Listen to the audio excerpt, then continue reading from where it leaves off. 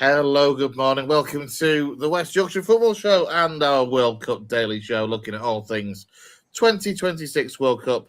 And I guess now, slightly beyond that as well, since we are coming to the latter stages of the competition. I'm Chris Bell, delighted to say I'm joined today by Stephen Browne. Cheers for joining me, mate. It's basically your turn to get your rant out about England. It was Jay and Lou's turn yesterday, and today it's your turn. I watched about half an hour of yesterday's show. I thought it was spot on. I thought the boys talked really well about it. I can't believe we're in this position again, where it's kind of we're dissecting kind of an England performance where they've kind of Can you stop for a second? I'm going to have go. But yeah, no, I can't believe we're here again. Another England tournament where they've bowed out. Playing the way they did on the defensive, it felt inevitable that Argentina were going to win that game from about 60 minutes onwards. So disappointing again that we've gone out that way. Obviously, Tuchel's had his press conference as well. Just saying, Chris, it was just disappointing for it to kind of end in. Now we've got the debate that we've heard for 20 odd years, 30 years now, saying about DNA and England philosophy, and do we produce the type of players that can do X, Y, and Z? And it's kind of I can't believe we're here. I mean, I don't know about you, but I felt watching it from the Gordon substitution or when we scored or whatever, it was like we just reverted to what we seem to do in those situations. It was like, but my hope was we've got a guy on the touchline who's going to stop that. He's going to interrupt that. He's going to do something to not let it go that way. That's what we were promised. That's what we were told. That's why he was brought in. And I've seen Tuchel's comments, so he's saying about, his substitutions and that switch to the back five were not the reason why. He said we became too passive. We didn't have enough physicality and aggression. I mean, the interesting one was I've seen him say about went to the back five in order to control Argentina's wide players. And I thought, well, we did the exact opposite, really. I mean, then corners where they kept doing short corners. And it's like, even for the goal itself, I'm looking at O'Reilly a little bit and going like, why aren't you steaming in and just like completely eating up the territory? Like, yes, Messi's a genius, but why are you not eating up that territory? You've just come on, you're fresh. There's no excuse. It's like, baffling, absolutely baffling. And I get it. I suppose over the couple of days, I do look at it and go, look, do the players have accountability there as well? They're the players on the pitch. What was going through their heads, the likes of Declan Rice, these kind of players, are they those type of players that can control those situations? But I don't know. I just, it was so frustrating to watch. I think we all said in the group at the time, goals coming here. We can't do this for another half an hour. Because the thing is, we did it against Mexico. A, we were down to 10 men. B, their only tactic was lobbing it into Raul Jimenez. They didn't have a genius in Messi on the pitch. We played into Argentina's hands. I mean, I don't know if you've seen Tim Vickery's comments on it. It was like, literally, if you could have said to Scaloni, how do you want England to play against you? Is exactly what we gave them in that last half an hour. I just cannot believe still that we did it. It's a weird one with Messi because he was obviously very, very good. But ultimately, he was just the one that was lobbing the balls into the box still. It was still very Mexico-esque, actually, in the fact that it was just plenty of balls into the box. And obviously, with Mexico, we dealt with them. With Argentina, we didn't. Especially for the winner, the fact that Martinez ends up with a couple of yards of space either side of, I think it was Conser and John Stones. Conser and Stones. It's one of those. I looked at the comments that he made about kind of. And I think somebody made a fair point that I was listening to on TalkSport. Somebody called up and what I thought was a reasonable point, that between the goal and the first sub, there was 17 minutes. And in that 17 minutes, it was that natural default England where it doesn't seem to matter who the manager is. We've seen it before. We've seen it in previous tournaments under Southgate. We've seen it in games bloody Brazil in 2002. We went 1-0 up. Portugal 2000, was it 4 or 6? One of the Portuguese games. We went 1-0 up and ended up sitting, kind of dropping back. It just seems to be a natural English thing of, oh crap, we're ahead. Let's drop back. And I mean, Tuchel said as much that wasn't the game plan. That wasn't his plan. But it's one of those things that happened. And obviously, the Argentines, I think Scaloni said, what was it? There was blood in the water and they went for it, sort of thing. They could see that we were starting to drop deeper and deeper. Yeah. I also understand the logic of, from Tuchel's perspective, of we were struggling with the back four to cope with what they were throwing at us, bring on an extra defender and try and shore it up a bit. Makes some logical sense. My problem was that we didn't freshen up the out ball, and I said this on the show yesterday. It was we never gave ourselves a chance going forward at that stage. Yes, we can defend as well as we did up until the 85th minute, but if you're not going to get an option going out, it's just going to keep going back, and that was the problem. Well, I mean, it turned into Sunday League stuff, didn't it? You know, where the keeper's lobbing it up to Dan Burns at the top of the pitch. I mean, I mean, that was. I mean, desperate. You know, you get the desperation of it, but yeah, it was the outball thing was kind of. I just felt that the Gordon substitution, it was kind of waving a white flag a little bit. It was like, right, this is how we're going. Rodgers. Yeah, Rodgers was blowing out of his backside. Yeah, it just felt like. It was the wrong thing to do. It's almost like what it sent mentally to the players on both sets of teams. It was like Argentina, right? Okay, they've taken off the guy who's just scored them the goal. Right, we're just going to nail them down here, and we're just going to keep battering them, and eventually we'll get through. And for our lads, it was like, right, we're in lockdown mode. We're just going to try and block them out. But I mean, we couldn't even. I mean, one of the problems was, we couldn't even get an out ball. I mean, it wasn't even the fact that there was, a problem of, someone being able to run onto it. It was like, I mean, how much possession did we have? I mean, it was, what was it, 12% possession? 12% it was staggering how little we could operate on the ball. I mean, the thing is, problem for me though was that Kane was the outpost. Yeah. And the problem is, Kane, at that stage, excuse me, Kane had played, give or take 70 minutes or so, when we were starting to properly lump it up towards him. And at that stage, he was knackered, for one. Yeah. He wasn't able to kind of attempt a physical battle, let alone win a physical battle. And this is my frustration, is that at that stage, and I know Kane is your captain, he's your talisman, you look to him to drag you through, but he wasn't necessarily doing a great job of that. And he's not winning the physical battles. He's not even challenging for those aerial balls. Whereas if you freshen things up and get an Ivan Toney out there who's got the height and the aggressive nature to win them with the freshness as well and fresh legs to come on, if you take Rodgers off as well because he was knackered, for a Saka or a Rashford as well, and throw some pace at them. Maybe even, I'm not necessarily a massive fan of Kobe Mainoo, but you could even drop maybe Anderson, who played 70 minutes under the cosh. Well, was certainly in that side under the cosh, who played 70 minutes, was on a yellow card, and put some fresh legs in there to drive forward with the ball when we get the opportunity.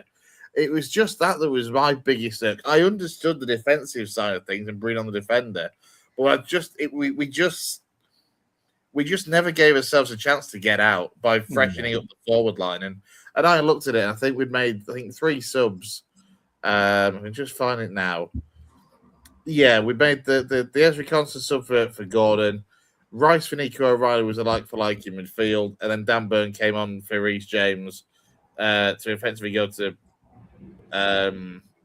stick with the back 5, wasn't it? But Konsa went out to right back. We just never gave ourselves that chance to freshen up the forward players until it was too late. And it could have been done before the equaliser. It definitely should have been done when the equaliser went in. And instead, he waited until the second goal went in to then make them changes, by which point you're in the 93rd, 94th minute, and it's too bloody late. Yeah, absolutely. I mean, it was just mind-boggling. What I don't understand as well is we were so deep. If you're gonna, if your keeper's gonna knock it long, defense has got to push up. You've got to be brave and push up. I just don't understand why we sat so far back. Now, is that a Tuchel thing? Is Tuchel kind of, instructing us to kind of sit so far back? Is it the players? Is it the players kind of going into the shell a bit, reverting to type a little bit? We'll never know for definite, but I just thought, why are we so deep so early? It's crazy. Because the thing is, we couldn't knock the ball out. There's no space. Like say when Harry Kane dead on his feet, offered very little. Morgan Rogers at that point were blowing. You've got options on your bench. Use them. Get energy. Get them pressing at the front. Do something to interrupt it. I think that it started as one and became the other. So it started with that natural mentality of, right, we've got something to hold on to here. And we saw that for those 17 minutes when Thomas Tuchel was going batshit on the touchline sort of thing, trying to get them to push up, but they just weren't. Yeah. So I think we started out with that kind of this English thing of dropping back when we've got something to protect. And then when Tuchel was looking at it and thinking, well, we've dropped this deep anyway, something needs to be done to try and protect things and shut up shop a bit more. That's when he then made the change, and that's when he became the defensive. The tactics became obviously more defensive sort of thing rather than that natural dropping back. And I mean, it's one of those. We're 48 hours on. There has been a hell of a lot said from many an external voice, be it pundits or fans on the radio. I mean, I was at Kiki Manchester, had TalkSport on each way, and obviously Andy Goldstein and Darren Bent on the way over, and Jason Cundy and Jamie O'Hara on the way home. My God, it was just depressing as hell radio for both directions, to be honest. I mean, it was interesting. There hasn't been too many voices for Tuchel staying. I said yesterday that I don't really think it matters what people think or are going to kind of want to happen. I don't see the FA necessarily getting rid. It seems that the FA are going to stick with him. That was before the comments came out, I would admit, from the written press conference that kind of came out. But that press conference itself wasn't that long after full time. It's just that the written press stuff is embargoed until yesterday. So I think it's all going to depend on how things are in camp, isn't it? And the players. There's going to be some frustration, and rumor has it there's some unrest with a few players about the way things have gone. But is it going to be enough to make the FA want to change things and axe him?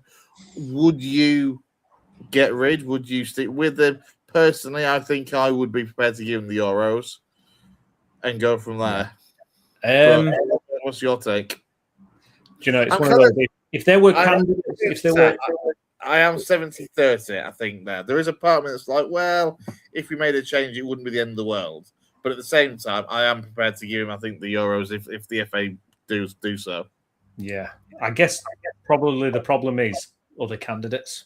You know, is it how many candidates, how many other managers are out there that you think actually can come in? I mean, he was supposed to be the final piece of the jigsaw a little bit, wasn't he? Really, Tuchel. I think what a potential issue is, and I know Lou raised this a long time ago. I think when he were hired, and I think he's spot on. Is you look at Tuchel and his character, and he's got a history of this kind of thing. Now, I will say that, you know, managers don't tend to kind of, you know, if they come out, they're not going to say, "Oh, it's all my fault," and you'll get your ones that will kind of take it on their shoulders a little bit. But generally speaking, I mean, Farke does it at Leeds. I mean, Farke will never ever say he's made a mistake at all, and you know, you understand because managers have to kind of protect that. They have to protect their decision making. They have to, put that feeling out there that look, I make right decisions. Yeah, rarely ever see anyone say, "Yep, I cocked up." Exactly. It doesn't happen at any level. Yeah, so I'm not expecting Tuchel to come out and go, yeah, it's my fault and I did this wrong and I did that wrong. But I think there's definitely the air of him where he's kind of him first and he's kind of protecting his kind of image and his career a little bit. I think the DNA argument, has he thrown the players under the bus a little bit with that? I would be a little bit annoyed with that. If I'm a Elliot Anderson, if I'm Declan Rice, if I'm Bellingham, and he's talking about English DNA and we can't do this and we can't do that, I'd be a little bit frustrated with that. I really would. And I think also, if you talk about players that can look after the ball, well, he left a lot of those at home, didn't he? You know, let's be honest. Now, granted, rightly, in my opinion, didn't have good years, good seasons, but it's like they're players that can look after the ball. Morgan Gibbs-White should have gone for me, absolutely. You know, I don't get that one. I didn't understand that one. They're players who can look after the ball, and you've left them at home. So, you can't have it both ways, can you? I get it, though, because, like, Palmer and Foden were crap. Like, Foden was bloody awful last season. Yeah. Like, I say barely. He didn't start anywhere near as many games for Man City either. And Palmer was in and out with injuries last season, and when he did play, he wasn't always at his best. So when the squad came out, I was all for the fact that they weren't there because they were both really bloody bad last season. And ultimately, you've got to put the majority of your players, at least, on form.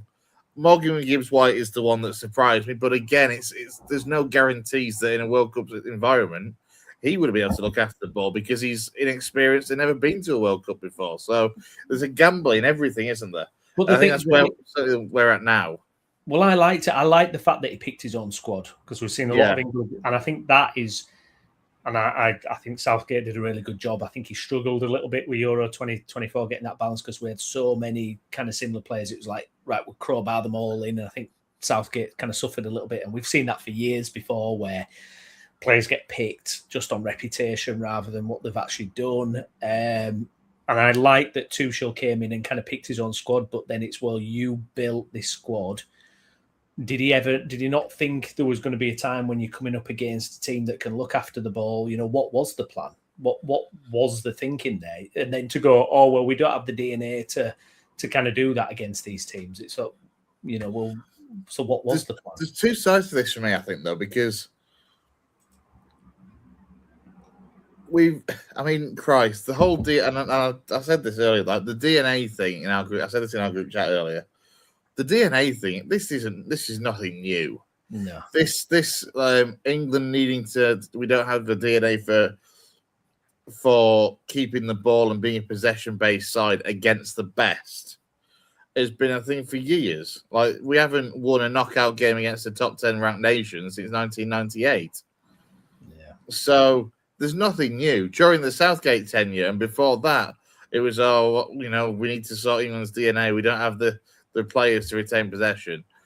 And I think Tuchel came into the job, judging by his comments, certainly when he took the job after Southgate had left. I think he has...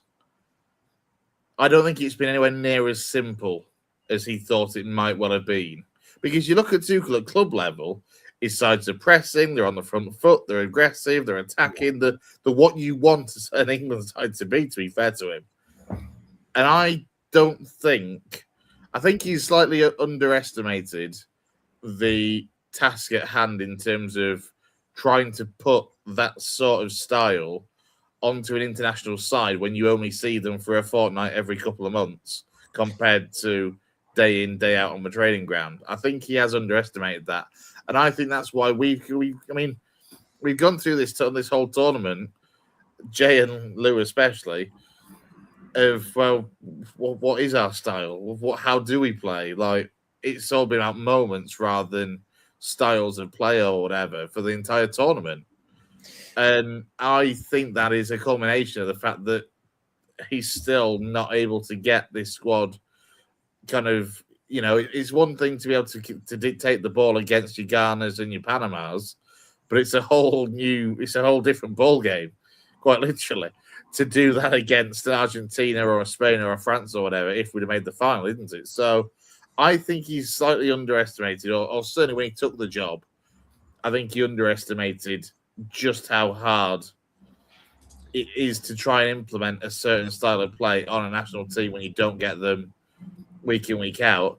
And then also you've got the fact that you can train it on a training pitch as much as you like, and you can look as good as you like when you're playing with yourselves, like keeping on the ball. But again, you put that into a 90-minute game in a World Cup match with the pressure that comes with it. You can't replicate that, can you? You can't train for that pressure, that environment, that situation. It's football, isn't it? I think it's a really interesting point because you look at the managers who have been successful in this tournament. They're all long-term international managers. So you look at Spain's manager, La Fuentes, Scaloni, Argentina. Yeah. They're national managers. You look at some of the big-name managers in this tournament who've come from club football. Tuchel being the latest, Pochettino, Ancelotti. Yeah, perfect. Yeah. It's been difficult. You do wonder about being able to replicate that scenario. I think what you've got to do is, the frustrating thing with me is it's not about copying other nations. It's about, I think Argentina are a really good example of this. So Scaloni went in there and they were a bit of a basket case. And what he's done is basically built them into this machine that operates for obviously a world, one of the best players of all time, and it all works towards that. But you look at that team, Chris, look at some of the players that played for Argentina the other night. You look at McAllister. Did he have a good season at Liverpool? No. You look at De Paul when he came on, he plays in the MLS. Alvarez has not been fit for a long time. Tagliafico, Romero. You look at these players, you're going, man for man, are these better than the English players? In most cases, probably not. No, and I think what it is, I think there is probably something in what you're saying there about building an international team compared to a club team and how that needs to look. And it's almost like, Do we think this is why Southgate, I'm going to say it, was as successful as he was? Because he'd had X amount of years in under 20s and 21s as head coach before, and he then got an 8-year period working with the national team to get us obviously into this position where, let's be honest, when I said this yesterday, when we were kids, we were lucky if we saw a quarter-final with England. It was round of 16 or a quarter-final at best. And then we've suddenly got into a position where all of a sudden we're now used to getting to semis and finals in the Euros because of Southgate. But is it because of the fact that he's had that international kind of background? Obviously Scaloni, as you just said, he's been there since 2018. So he's up to his 8 years now.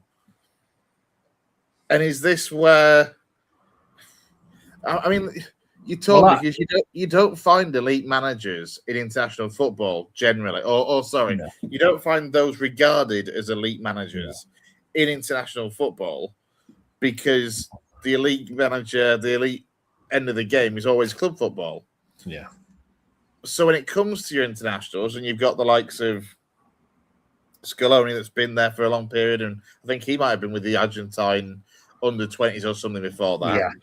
De La Fuente, again, has worked through the youth ranks with Spain. He's only been with the national side now for 4 years. Yeah. In that time, he's won a Euros and got into a final, but he's got that background.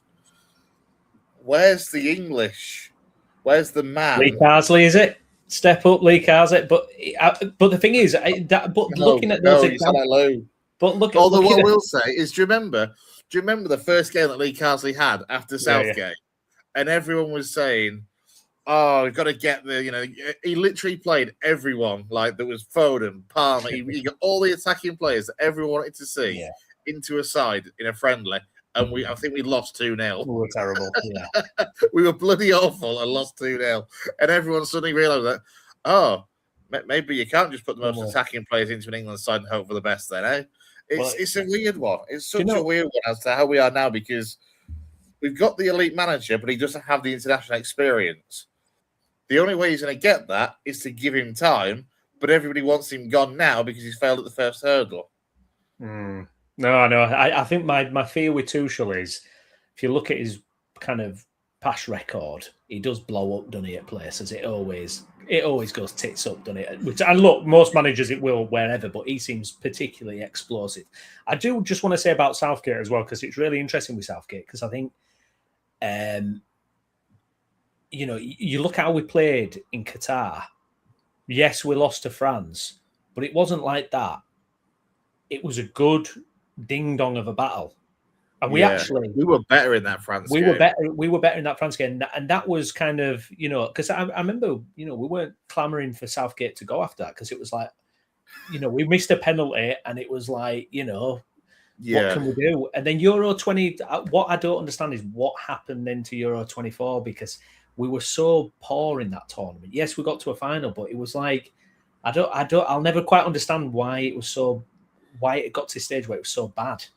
And I feel like because he'd been in charge for so long, there's that natural fatigue that the fans get with someone. It's like, well, change. Yeah. We need to change it. But, you look at these other nations that have these kind of international specialists, you think might be something to it. Do we need to go back and look at the system? But, I mean, we've won youth tournaments, haven't we? We've won youth World Cups and Euros and things. And, we've certainly got play. I mean, player for player Argentina the other night.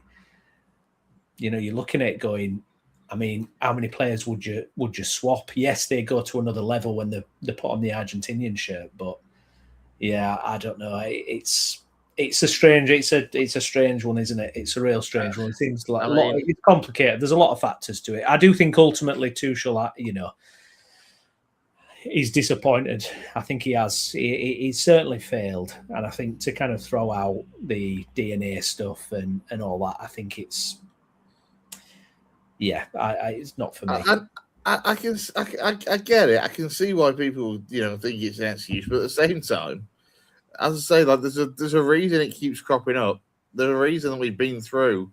Like this has been an issue since bloody Capello and McLaren, and even when we've had golden generations of players, we've still struggled to. Even when we had bloody Beckham, Gerrard, Lampard, the works.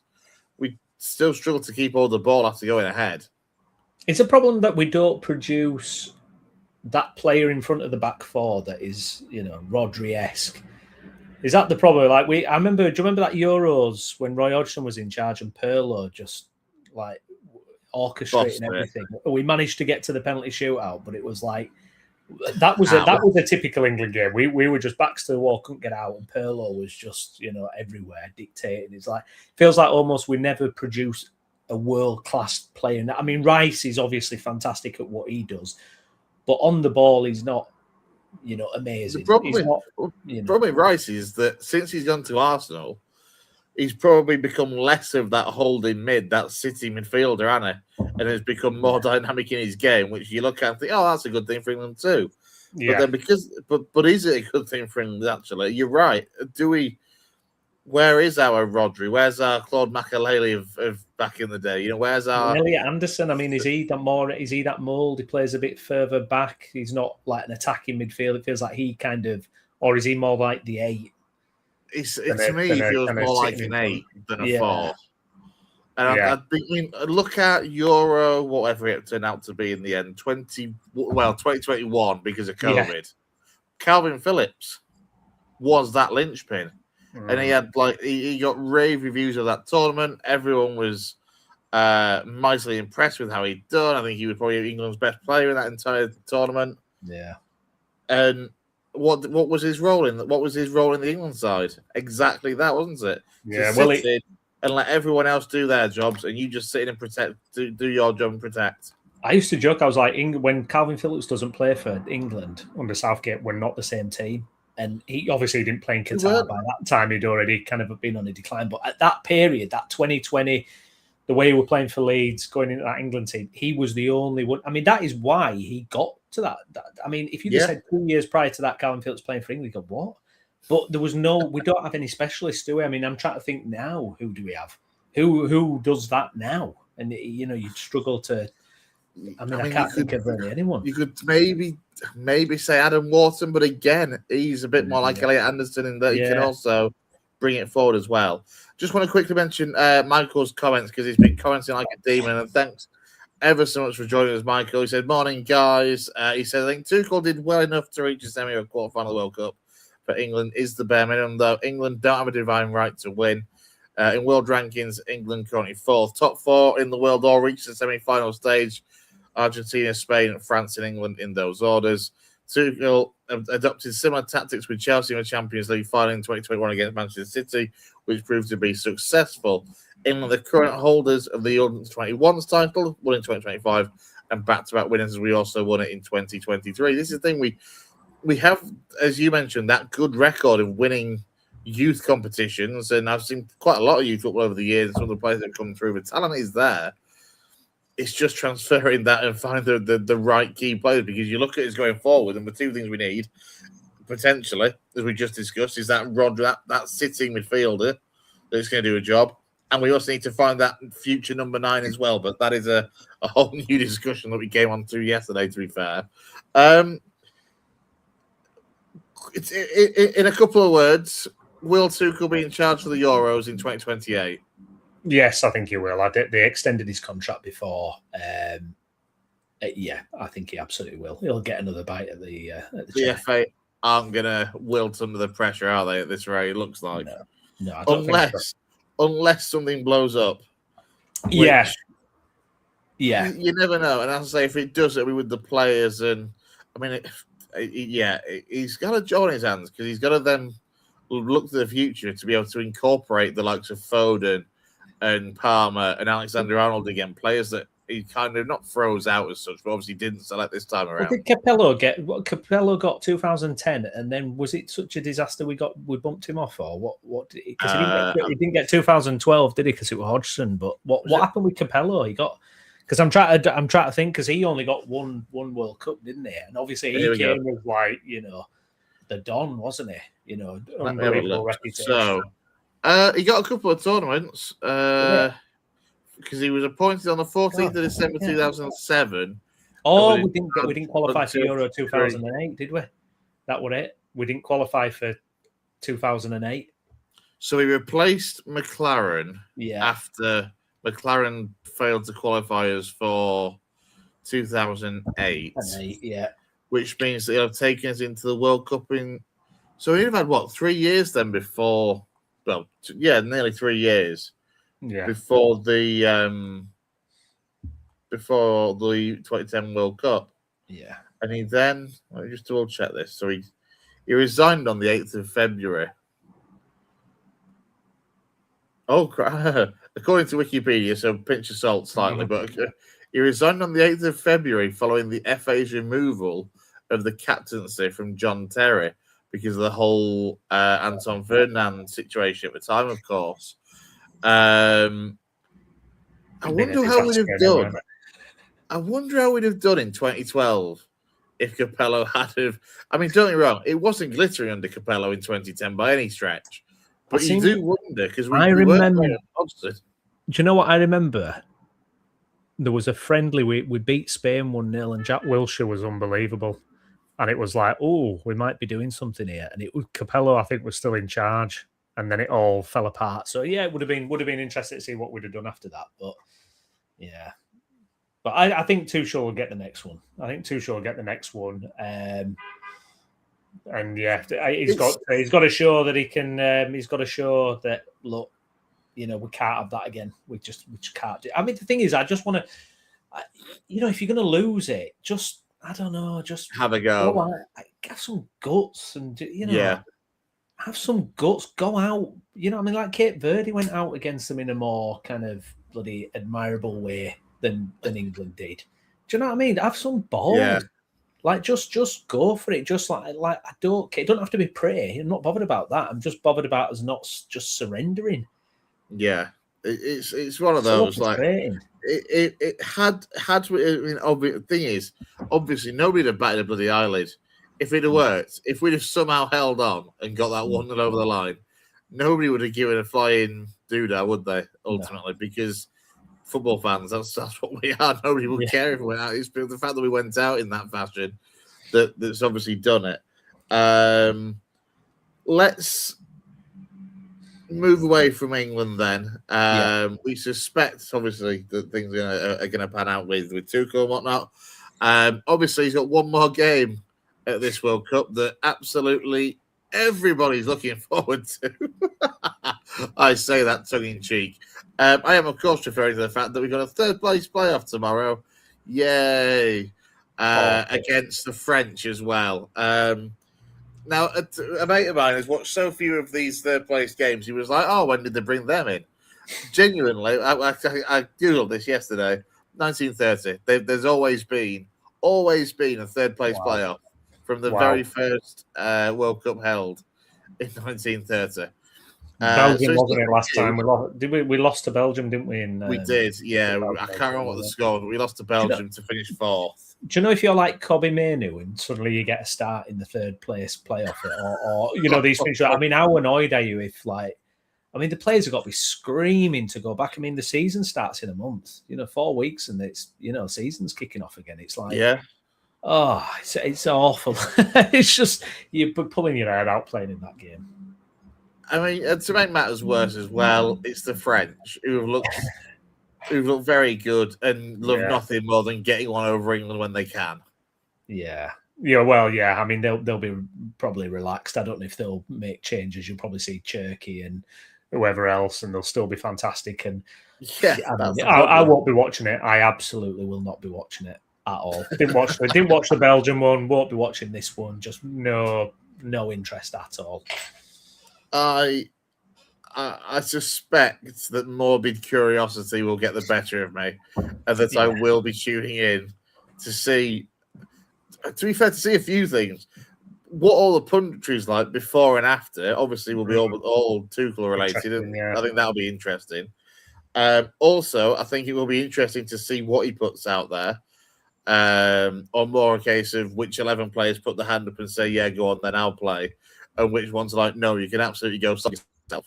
You didn't pick me for any of the other games. Why the hell should I play in this one? Sort of thing, like Kobe and Ollie Watkins.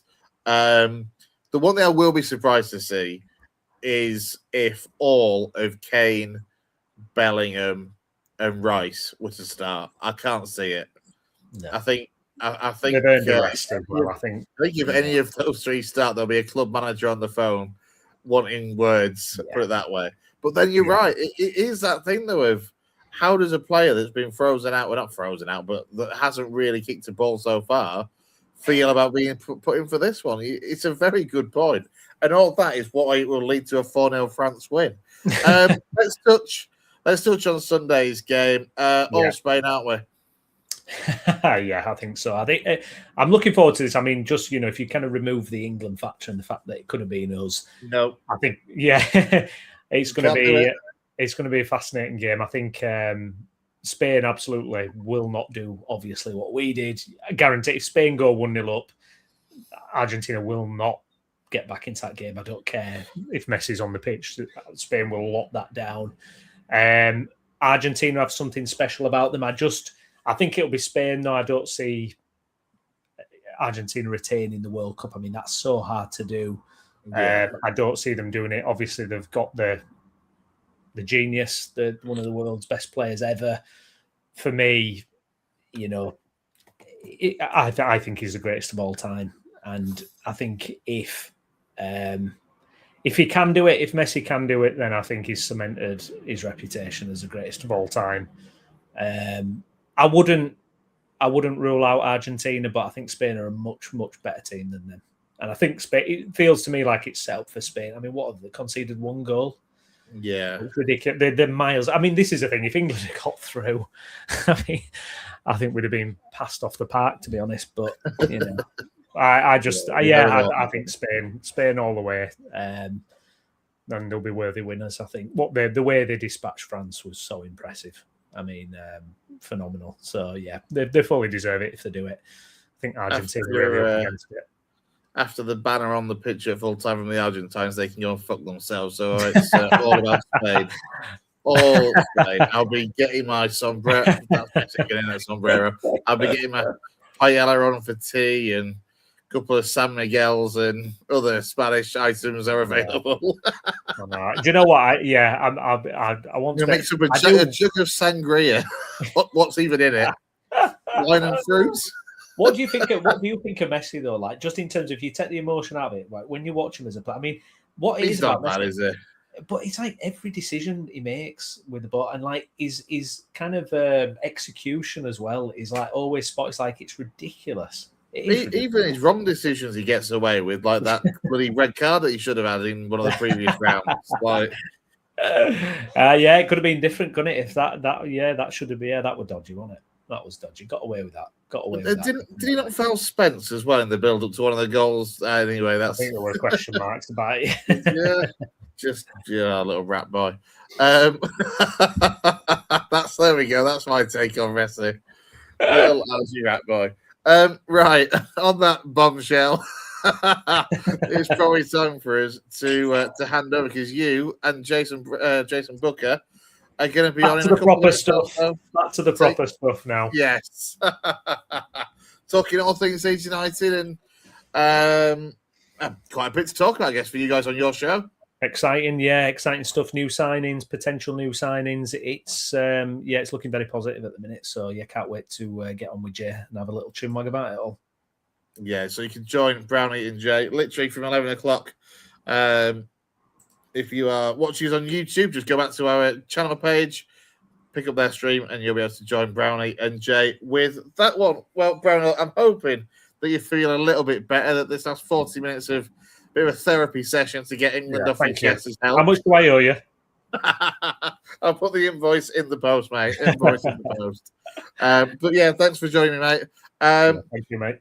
This technically could well have been the last World Cup day. We probably will try and do one more Monday or Tuesday, basically reflecting back at the tournament on a whole, and hopefully not talk about Tuchel in England, if I'm honest. Hopefully it'll be one to look back at the competition as a whole and just see what we've made of it, really. So we'll try and get as many of us on for that one. And then there'll be plenty of other club content coming as well. Don't forget to like and subscribe to the channel as well. It really does help. And you'll get notifications whenever we are due to go live with, whatever we have planned. For myself then, and from Brownie, enjoy the rest of your Friday. Have a really good weekend. Enjoy the World Cup final, if you can, and that third place playoff tomorrow night. And we'll see you soon. Take care.